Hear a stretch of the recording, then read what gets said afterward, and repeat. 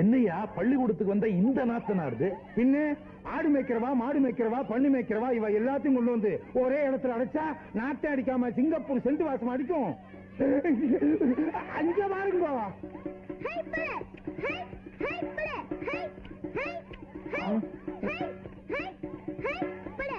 என்னையா அது? என் பையன் சாவு குத்தலாம் ஆடுறான். யார் அவன் கத்து கொடுக்குறவன்? வெட்டியான் பையன் தான். வெட்டியான் பையனா? ஐயோ, என் பையனுக்கு வெட்டியான் பையன் கத்து கொடுக்கறதா? என்ன அக்கிரமையா அது?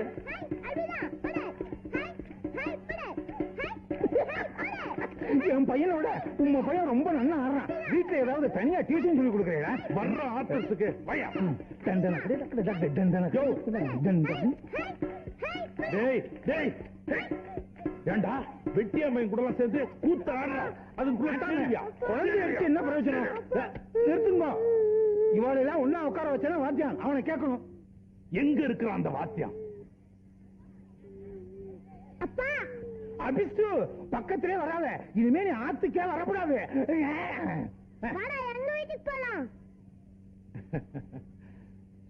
என்ன வாத்தியார் தம்பி, சௌக்கியமா? வாங்க. உன்னையும் பள்ளிக்கூடத்தையும் ஒரு பார்வை பார்த்துட்டு போலான்னு வந்தேன். முன்னெல்லாம் வந்து பள்ளிக்கூடத்தை பார்த்தா எங்கேயாவது மூலையில ஒரு பையன் உட்கார்ந்து இருப்பான். நீ என்னடனா ஒரு பெரிய கூட்டத்தையே கொண்டாந்து சேர்த்து விட்டு இருக்க. உன் முயற்சி ரொம்ப பாராட்டுறேன் தம்பி. பள்ளிக்கூடத்துல பிள்ளைங்க நிறைய இருந்தா தானே கலகலப்பா இருக்கும். உன் நல்ல மனசு எனக்கு புரியுது தம்பி. இந்த ஊர் ஏழை பாழைங்களுக்கு புரிய மாட்டேன். ஆடு மேய்க்கிறது, மாடு மேய்க்கிறது, சாணி பொறுக்கிறது எல்லாத்தையும் கூட்டியாந்து ஸ்கூல்ல சேர்த்துட்ட. அதுங்களுக்கு ஒத்தாசைக்கு ஆள் இல்லையா? மொத்த ஜனமும் என் வீட்டுக்கு முன்னால வந்து கொய்யோ முறியோன்னு சத்தம் போடுதுங்க. இதுகளுக்காக வாத்தியார் நல்லது செஞ்சோம், வீணா கெட்ட பேர்.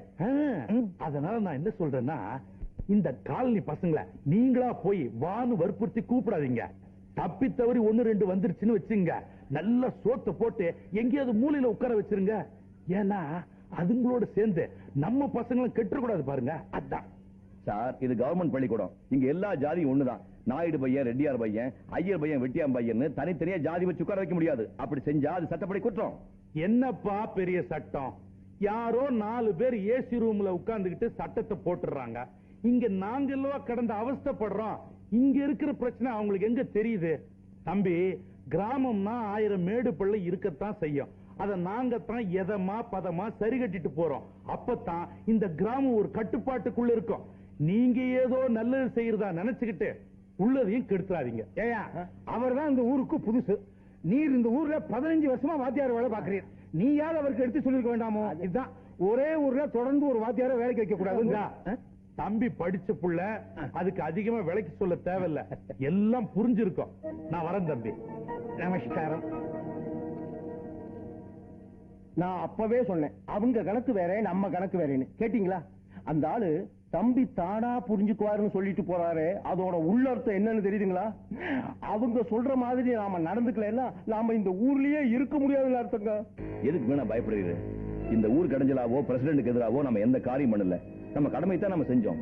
அது அவங்களுக்கு தப்பா பட்டா அதுக்கு நாம பொறுப்பு இல்ல. நீங்க போய் உங்க வேலையை பாருங்க, மத்த நான் பாத்துக்கிறேன்.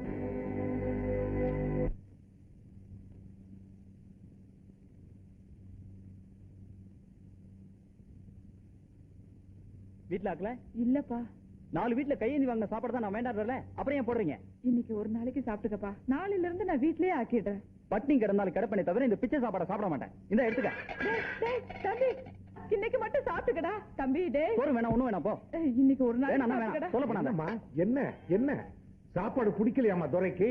இந்த சாப்பாடு மனுஷன் சாப்பிடுவானா? அப்படியா? எங்க நல்ல சாப்பாடு அங்கே போய் வீட்டு பக்கம் தலை வச்சு படுத்த செருப்பு பிஞ்சு போயிடும். என்னது தோளுக்கு மேல வளர்ந்த பிள்ளை போய் கை நீட்டி அடிக்கிறீங்களே? இதுவா புள்ள? இவனை பெற்றதுக்கு ஒரு கழுதையை பெற்றிருந்தால அது ஒத்தாசையா இருந்திருக்கும். இந்த வயசுல நாங்க 2 பேரும் வேகாத வெயில கஷ்டப்பட்டு வர்றோம். இவன் வெட்டித்தனமா ஊரை சுத்திக்கிட்டு வர்றதும் இல்லாம அது சரியில்லை இது சரியில்லைன்னு திருத்தண்டம் பண்ணிக்கிட்டு இருக்கான். ஏன்பா, வயசான காலத்துல பெத்தவனுக்கு உதவியா இருக்கிறதானப்பா படிச்ச பிள்ளைக்கு அழகு. நான் என்ன சார் பண்ணுவேன்? நானும் வேலைக்காக பல இடத்துல அலைஞ்சிட்டு தான் இருக்கேன். ஒரு வேலையும் கிடைக்கலையே. அதான் கவர்மெண்ட்காரன் வேலை கொடுக்க மாட்டான் தெரியுது இல்ல? தூக்கி போட்டு சொந்த வேலையை செய்ய வேண்டியதானே? அதுலயும் கௌரவம் பாக்குறான். நான் ஒன்னும் கௌரவம் பாக்கல. செய்யற தொழிலுக்கு ஒரு மரியாதை வேணும் தான் சொல்றேன். வாத்தியாரையா, நீங்களே சொல்லுங்க. இவன் பிஏ படிச்சிருக்கா, நானும் 8ஆம் கிளாஸ் வரைக்கும் பாஸ் பண்ணிருக்கேன். எங்களை அனுப்பி வீடு வீடா போய் சோறு வாங்கிட்டு வா, துணி எடுத்து வான்னா இது கேவலமா இல்லையா? எங்களுக்கும் தன்மானம்னு ஒண்ணு இருக்குல்லங்க. ஏய், என்னடா பெரிய தன்மானம்? 10 பைசாவுக்கு பிரயோஜனம் இல்லாத படிப்பை படிச்சுக்கிட்டு தன்மானம் காசை கரியாக்கணும் இல்லாம பேசுதான் பாருங்க. கிளக்குறாங்க போங்க சின்ன பசங்க. சாரதா வாங்க. தம்பி, உங்க ஃபீலிங்ஸ் எனக்கு புரியுது. படிச்ச பிள்ளைங்களை அனுப்பி வீடு விட போய் துணி எடுத்துட்டு வா, சோறு எடுத்துட்டு வான்னு சொன்னா மனசு கஷ்டமா தான் இருக்கும். அதுக்காக அப்பா அம்மாவுக்கு பாரமா இருக்கலாமோ? உங்களுக்குன்னு ஒரு வேலை கிடைக்கிற வரைக்கும் ஏன் நீங்களே சொந்தமா தொழில் பண்ணக்கூடாது? சார், நாங்களும் சொந்தமா தொழில் பண்ணலாம்னு நினைச்சுதான் பேங்க்ல லோன் வாங்கி கோழி பண்ண வைக்கலாம்னு போனோம். அதையும் எங்க அப்பனுக்கு எடுத்து விட்டாங்களே. அவங்களே எடுத்துட்டாங்களா? ஆமா சார். ஏற்கனவே இந்த பசங்க 4 எழுத்து படிச்சுட்டு என்ன மதிக்கிறது இல்ல. இதுல கோழி பண்ண வேற வச்சுட்டானுங்கன்னா ரொம்ப கொழுப்பேறிடுமையா. இன்னைக்கு தாங்க நீங்க ரொம்ப தெளிவா பேசுறேன். இவாளை இப்படியே விட்டா இன்னைக்கு கோழி பண்ண வைப்பாங்க, நாளைக்கு பால் பண்ண வைப்பாங்க, அதுக்கப்புறம் பண்ணையாரே ஆயிடுவாங்க. 4 காசு கிடைச்சா உங்களை எதிர்த்து எலெக்ஷன்லயே நிப்பாங்க. இவாளை இப்படியே விட்டு வைக்க கூடாது, ஆரம்பத்திலே இவாளை தட்டி வைக்கணும். உங்க குணமே 4 பேர் நல்லா இருக்கணும்னு நினைக்கிறதானே. ஆண்டியப்பா, நானும் யோசிச்சு பார்த்தேன். உங்க பையனுங்க ஒரு தொழில் ஆரம்பிக்கிறாங்கன்னா இந்த ஊர்லயே முதல் சந்தோஷப்படுற ஆள் நான் தான். அதத்தான் இப்ப என்கிட்ட சொல்லிட்டு இருந்தார்.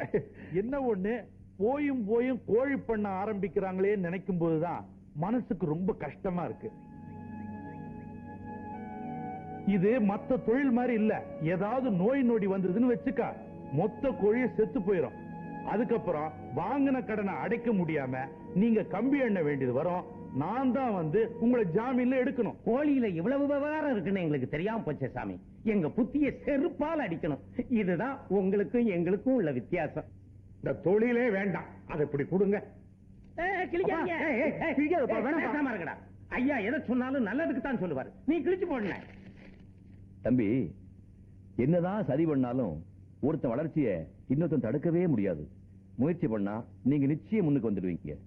சொந்தமா நீங்க தொழில் பண்றதுக்கு நான் என்ன செய்யணும்னு சொல்லுங்க, டெஃபினட்டா செய்யறேன். எனக்கு ஒரு சின்ன செலவு கடை வச்சு கொடுத்துருங்க சார், அதுவே போதும். அப்படியே எனக்கு ஒரு சலூன் கடை வச்சு கொடுத்துட்டா இந்த வட்ட கிராப்பு, கோண கிராப்பு, உச்சி குடுமி இதெல்லாம் தூக்கிட்டு நம்ம ஊரையே அமெரிக்கன் ஸ்டைல்ல கொண்டாந்துற சார்.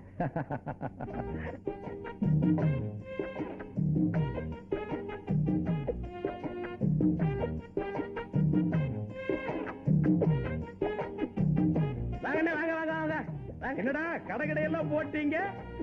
ஆமாண்ணே, எல்லா வாத்தியார் பண்ணி அவர் தான் போட்டு கொடுத்தாரு.